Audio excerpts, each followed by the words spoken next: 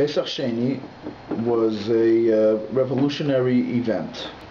It was revolutionary in that it was a celebration that came from people, not something that was given by God. All other mitzvahs were given to us by God. All other celebrations were given to us by God. And when the Jewish people were told that they should bring an offering, a Pesach offering on Pesach, this is the next year after they left Egypt, and Moshe tells them the rules, he tells them the laws that you have to bring a Pesach offering, but if you're impure, you can't bring a Pesach offering. So there was a group of people that were impure because they came in contact with a corpse, and according to some commentators, it's because they were carrying the corpse of Yosef, Tzaddik. So we know that they were he made its way up to Eretz Yisrael. And they came to Moshe and they said, 1 second, why should we lose out just because we're impure? Yeah, there's something wrong with us spiritually, but why should we not be able to bring this offering, this Pesach offering?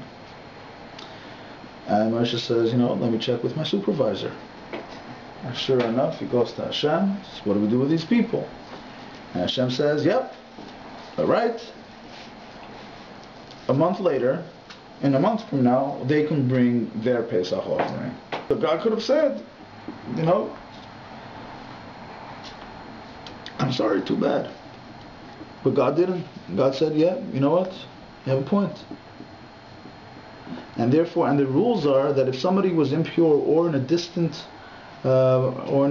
path, someone was tamei or b'derech ha'chayka, in a distant road or a distant way, then he's able to come on the second Pesach.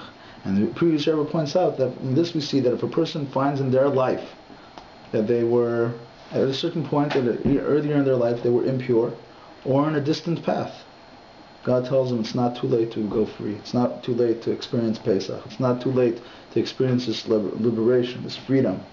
It's never too late. You have a chance. You have another chance. Practically speaking, you're able to bring your offering a month later. But spiritually speaking, it's a message, it's a timeless message throughout our year. That if we find ourselves at one point or another, we say, you know what, last year or up till now, I was impure, spiritually distant, spiritually callous. I was careless about my relationship with God. I was careless about my own spirituality, my own behavior, my own morals, my own ethics, the way I know I should be behaving. So it happens that a person becomes careless, a person becomes insensitive to these things. Comes Hashem and tells us, it's not too late. At a certain point, you might think to yourself, whether you're 20, 40, or 80, at a certain point, the person might think to himself,